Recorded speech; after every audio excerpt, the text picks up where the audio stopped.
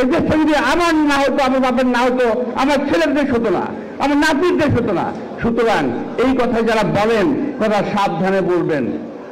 যারা বলেন যে দেশটা কারো বাপের না, আমি বলতে চাই এই দেশটা সকলের বাপের দেশ, সেই জন্য এই দেশটা আমাদের দেশ। আমরা কথা বললেই একদল লোক দেশে রাগ করেন, একদল লোক বিদেশে বসে রাগ করেন। গত দুদিনে আমরা দেখলাম কখনো নতুন রাজনৈতিক দল, কখনো পুরনো রাজনৈতিক দল, কখনো প্রফেশনাল কিছু লোকের কথাবার্তা শুনে যতটুকু আশান্বিত হয়েছিলাম ততটুকু হতাশা হয়ে যাই। যমুনা ইলেকট্রনিক্স ঈদে ডাবল খুশি অফার সিজন 3, যে কোনো পণ্য কিনলেই পাচ্ছেন নিশ্চিত ঈদ উপহার। কেমন জানি একটা আবহাওয়া, যেটা পরিস্থিতি, যেটা নাকি বিশ্লেষণ করা খুব ডিফিকাল্ট, খুবই ডিফিকাল্ট। শুধু বলবো যেমন আবহাওয়াই থাকুক, 5 তারিখের আগে যে পরিস্থিতি আমাদের ছিল, তা 5 তারিখ পর্যন্ত আমাদের যে পরিস্থিতি ছিল, সেই পরিস্থিতি আমাদের দেশে অবস্থান ঠিক রাখতে হবে, যে যাই ভাবুক। তা যদি না হয় এই দেশে কিন্তু অস্তিত্ব বিলীন হয়ে যাবে। আর এই দেশের অস্তিত্বকে নষ্ট করার জন্য দেশে এবং বিদেশে বহু চক্র কাজ করছে। গত 2 দিনের ঘটনা যদি আমরা অ্যানালিসিস করি, এর থেকে বহু কিছু কিন্তু বেরিয়ে আসবে। বিষয়টা খুব সহজ না। আমরা কথা বললেই একদল লোক দেশে রাগ করেন, একদল লোক বিদেশে বসে রাগ করেন।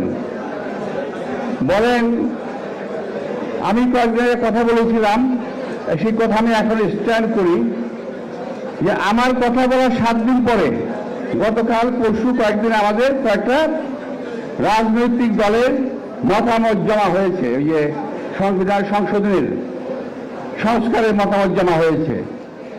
আমি একটু জানতে চাই, আমি কি ভুল বলেছিলাম? কেউ তো একমত হয় নাই, সবাই দ্বিমত পোষণ করেছে, কম বেশি সবাই কম বেশি দ্বিমত পোষণ করেছে।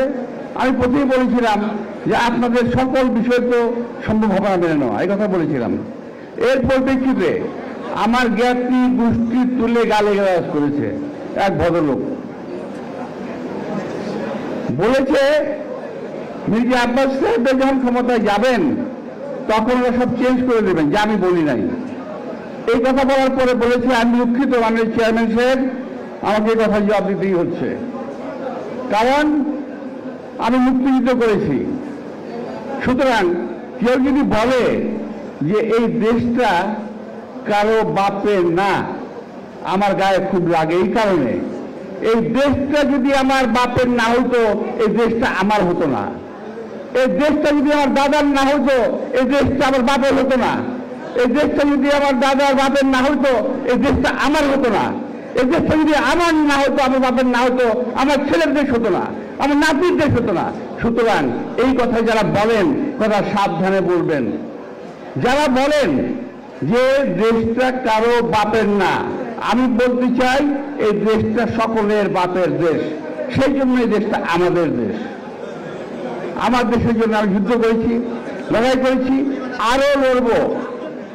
শেষ কথা বলে চলে যাই, আরো লড়ব এই কারণে বললাম যে আজকের দেশের মধ্যে যে অবস্থা হচ্ছে, আমরা সকলেই অত্যন্ত আন্তরিকতার সঙ্গে সংস্কারের কাগজপত্র জমা দিয়েছি, পরীক্ষা নিরীক্ষা করে।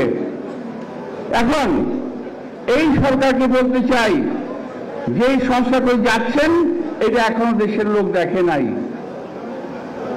আর যেটা দৃশ্যমান সংস্কার হতে পারে সেটা অবিলম্বে শুরু করেন। সেটা হলো এই সচিবালয়ের ভিতরে যারা আপনাদের সংস্কারের কাজকে বাধা দেবে, বিপদগামী করবে, সেই সমস্ত সচিবরা এখনো সচিবালয়ের ভিতরে বসা আছে, তাদেরকে সরানোর ব্যবস্থা করেন।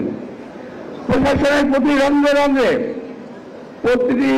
রঙে আজকে ওই যে ডিএনএ টেস্ট করে চাকরি দেওয়া হয়েছিল, আপনাদের মনে আছে? চাকরি দেওয়া হয়তো ডিএনএ টেস্ট করে, ওই ডিএনএ টেস্ট চাকরি দেওয়া হয়ে যাদেরকে, তারা বসা আছে, তাদেরকে বাছাই করেন, তাদেরকে শাস্তির আওতায় আনেন, তারা এত বছর চাকরি করে আজও চাকরিতে আছে, এখনো জীবনে বসা আছে, এটা কিন্তু সন্দেহের অনেক অবকাশ রাখে যে সংস্কার বাস্তবায়ন হবে কি না।